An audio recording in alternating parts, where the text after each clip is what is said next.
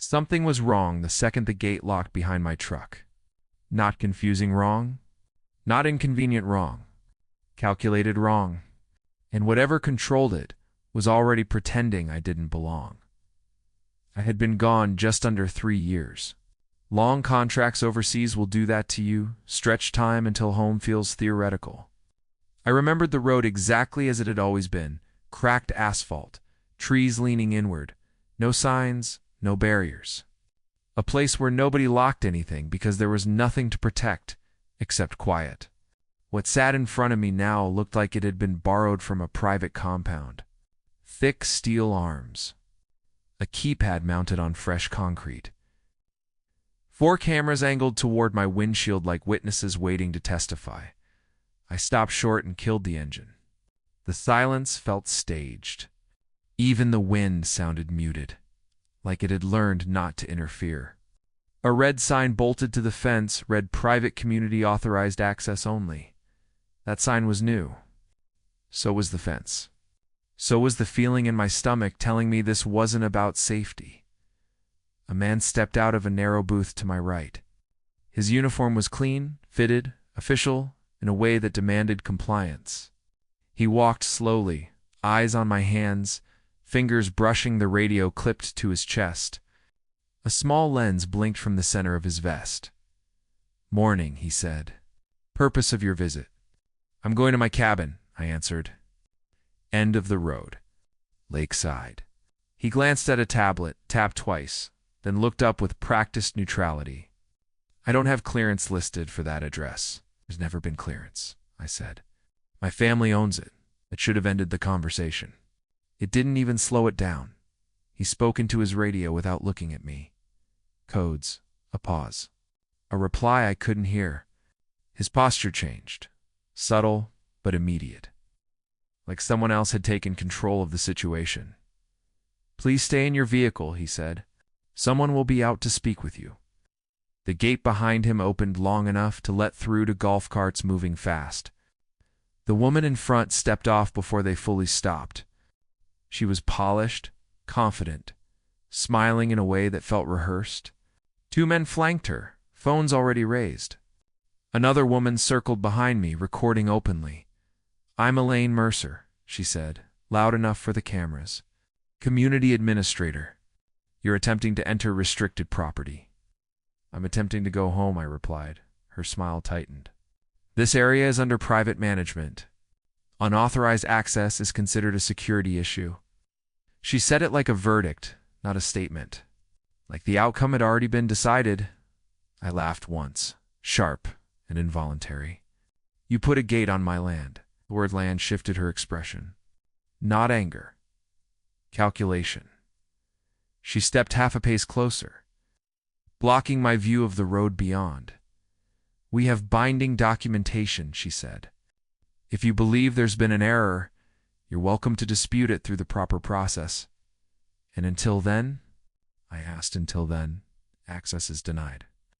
The guard opened my door. Not forcefully, confidently. Cameras leaned in. I stepped out because refusing would turn this into something else, something clipped and edited before I ever got a say. They searched the truck. Every compartment, every tool, my duffel unzipped, contents lifted and photographed. Someone narrated quietly for their phone. Words like concern, protocol, safety. It felt like being tried in public for a crime. Nobody named. I stood still and let it happen because arguing would feed the performance. That was the point. This wasn't security. It was humiliation with witnesses. When they finished, Elaine gestured toward the road. "You can leave now." "What are you building back there?" I asked, nodding toward the trees. I had seen concrete forms. Heavy equipment, too much movement for routine maintenance. She stepped directly into my line of sight. "That doesn't involve you." I drove away with my jaw clenched and my hands shaking on the wheel. Not because they had stopped me, because they were so comfortable doing it. Because authority like that doesn't appear overnight without intention. 2 days later, I came back with proof. Utility statements going back decades. Insurance records. Survey maps scanned from old county filings. Property tax receipts pulled directly from the assessor's site. If they wanted paperwork, I brought a lifetime of it. The gate opened this time. Slowly, reluctantly, the same guard escorted me inside. Past cabins that looked wrong in subtle ways, names removed, numbers installed, familiar paths redirected. They had taken over my grandfather's workshop. Inside, folding chairs formed a shallow arc. At the center sat Elaine Mercer behind a desk that wasn't a desk at all. It was a workbench. Thick oak, scarred from decades of use. I recognized the stain pattern instantly. "That table belongs to my family," I said. She didn't look up. "It's a community asset now." I slid documents across the surface. Agreements, signatures, dates, official. Language designed to overwhelm instead of clarify. My grandmother's name sat neatly at the bottom of one page. My chest tightened. "That signature isn't valid," I said. "She never signed anything like this." Elaine finally met my eyes. "Previous owners often consent to management when transitioning property. It's standard." I laid my papers down in return. Utility bills from the same account since the mid-60s. Taxes paid without interruption. Insurance never transferred.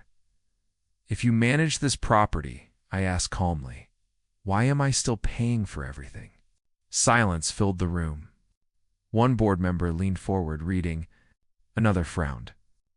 Elaine gathered the papers too quickly. "We'll need time to review this," she said. Outside, the details started lining up. Boundary markers painted over. Original posts replaced with generic white stakes.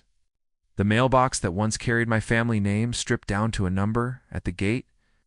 I pulled up the county tax map on my phone and held it next to the landscape in front of us. "These lines don't match," I said quietly to the guard. He studied the screen longer than before. "That's a lot more land than what we were shown." That night, the phone rang. "Our water pressure dropped," a woman said. "Now it smells wrong." By morning, sewage had backed up into multiple cabins. I drove to the perimeter and watched the bulldozer tear through the old garden behind my cabin. The well sat directly beneath it. "They're going to hit the main line," I said out loud.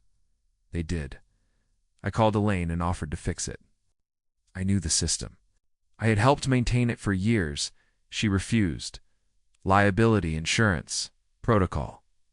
Families waited. Toilets overflowed. Children couldn't bathe. A contractor approached me, frustrated and confused. "This land isn't empty," he said. "It's built on." By the end of the week, 8 cabins were affected over the weekend. I borrowed a metal detector and found the original survey stakes buried exactly where my grandfather's map said they would be. Stamped with my family name, dated decades before Elaine ever showed up.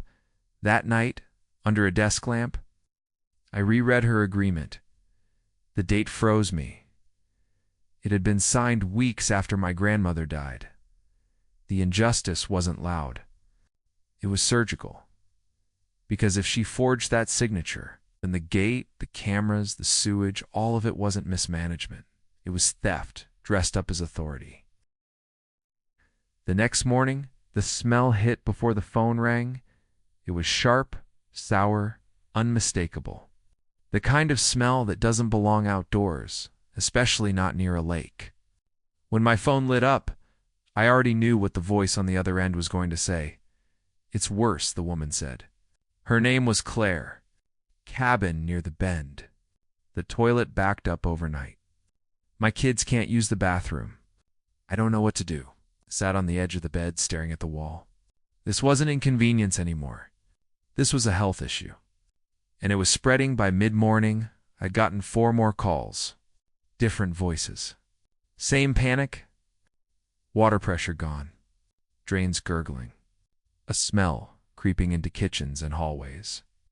One older couple had shut themselves into a bedroom with towels stuffed under the door. I drove back toward the property line and parked, where I wouldn't trigger another confrontation. From there, I could see the construction site clearly. The bulldozer was still working. Same area, same depth. Digging like nothing had happened? That's the main junction, I muttered. That's exactly where it runs. I knew those systems better than anyone alive. My grandfather had installed most of them himself, back when permits were handwritten and nothing was outsourced. He'd taught me how everything connected, where the pressure valves sat, where the sewage lines converged before dropping downhill, what not to touch unless you wanted to break everything at once. The operator didn't know any of that. He was following plans. I called Elaine again, told her exactly what had happened, told her I could fix it in under 2 hours if she'd let me through. This is an emergency, I said. People have sewage in their homes. Her response didn't change. Unauthorized individuals cannot access infrastructure during active construction. This isn't about authority, I said. This is about sanitation. The contractor will address it, she replied and hung up. By afternoon, the calls turned angrier. People weren't just scared anymore. They were tired. Parents were snapping. Elderly residents were exhausted. The community group chat, which I'd been added to by accident, was spiraling. Why isn't anyone fixing this who approved that construction? Why won't they let the owner help that last message stayed on the screen longer than the others? Late that day, a man in a hard hat walked toward the fence line where I stood watching. He stopped a few feet away, hands on his hips, sweat darkening the collar of his shirt. You familiar with this area? He asked. Yes, I said. More than familiar? He nodded back toward the site. We keep hitting stuff that's not on the plans. Pipes, old concrete, electrical lines. They told us this was undeveloped. It isn't, I said. It never was. He exhaled slowly. That's what I was afraid of. His name was Mark. Foreman. 30 years in construction. He showed me photos on his phone. Foundations, conduits, a severed sewage line. She said none of this existed, he said. That we were bringing utilities in for the first time. Didn't bother hiding my reaction. She lied to you. He didn't argue. Just stared back at the site, jaw tight. By evening, 7 cabins were affected. One family had left to stay with relatives. Another was threatening to call the county health department. Elaine still wouldn't answer calls. Instead, she sent an email. Community members are advised that infrastructure disruptions are temporary and necessary. As part of planned improvements, please refrain from engaging unauthorized individuals. That word again, unauthorized. Like I was a trespasser on my own land. That night I barely slept. Not from worry, but from the growing sense that this wasn't just incompetence. It was strategy. Every delay helped her. Every hour that passed without a fix increased pressure on the residents to accept whatever solution she offered next the following morning. I drove to the county clerk's office. The woman behind the desk pulled up the records without hesitation. Same account holder since 1965, she said. No gaps. No transfers. That's me now, I said. She nodded. You're in excellent standing. I showed her the community map. She frowned. If someone else was managing this land, there'd be filings, she said. I don't see any. I left with printed confirmations and a knot tightening in my chest. That afternoon, Claire met me near the fence with a metal detector. She looked exhausted, angry, determined. If this proves something, she said, it's worth it. We found the first marker in 20 minutes, buried deep, stamped with my family name and a date that matched the county records exactly. The second one lined up. So did the third by. Sunset. The picture was clear. The painted boundaries were fiction. The land she claimed control over matched my tax parcel almost exactly. Saturday morning, Mark found me again. I checked the permits. He said quietly. They list her development company as the owner. And the tax records? I asked. He shook his head. Don't match. Not even close. He rubbed his face. I've seen disputes before. This isn't one. This is someone building on land they don't own. That night, I spread everything out across my kitchen table. Bills, maps, photos, emails, permits, the forged agreement. The date stared back at me again, signed. After my grandmother died, I sat back and let the truth settle. The gate, the cameras, the public humiliation, the refusal to let me fix the utilities, the rush to keep building despite obvious damage. She wasn't trying to manage a community. She was trying to outrun discovery. Sunday afternoon. Mark called with urgency in his voice. They're pouring foundation Monday morning, he said. Early, before inspectors come back. My stomach dropped. Why the rush?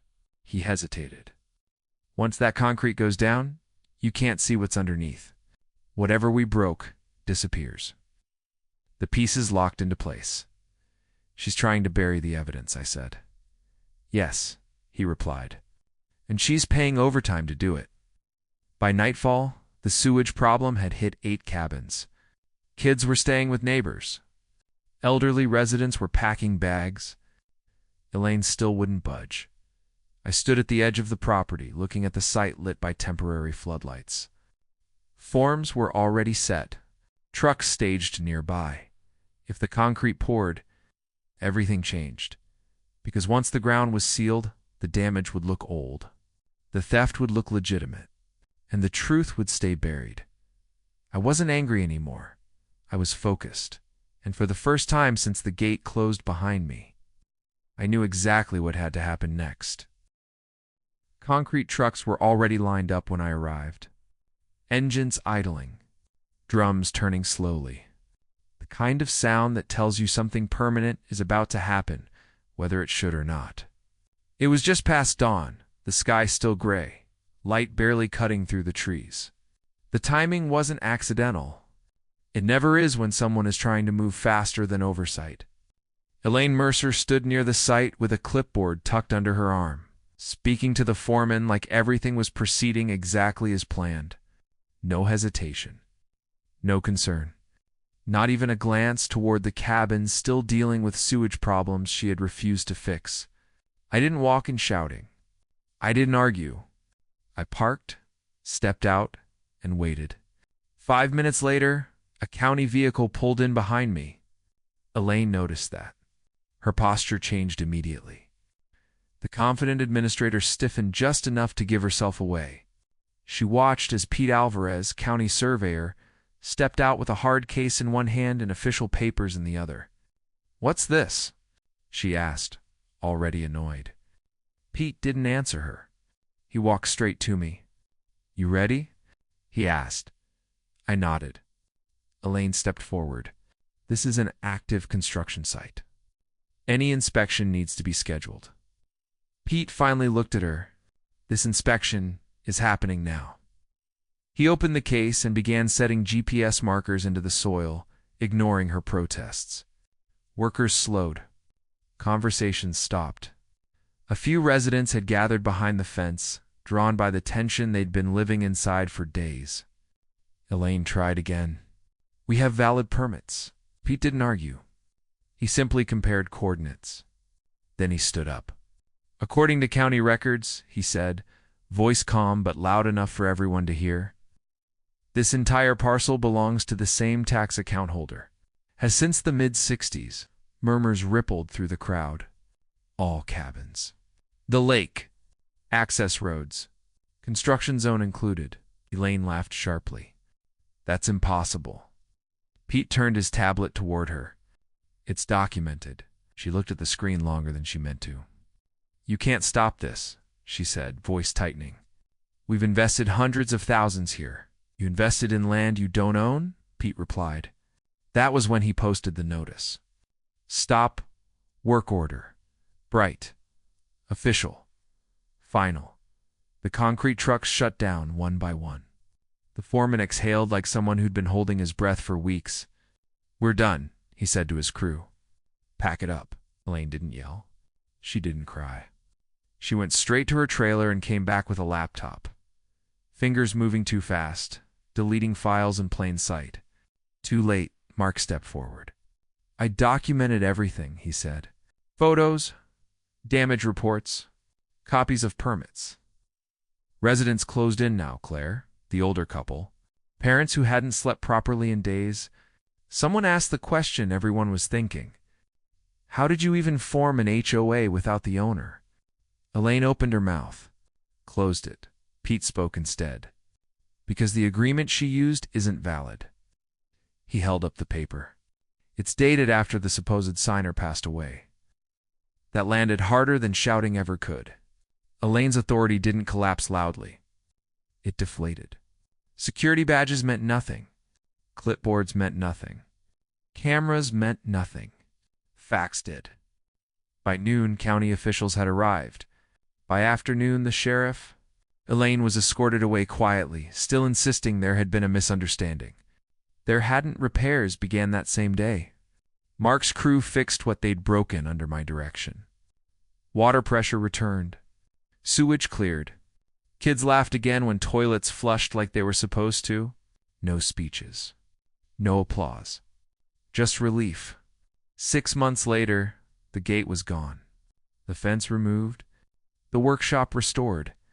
A small, legitimate association formed with transparency and actual consent. Fees dropped. Meetings stayed short. Elaine pleaded guilty to fraud and forgery. No drama, just consequences. Sometimes justice doesn't roar. Sometimes it shows up with a tax record, a surveyor, and patience. And that stays with you.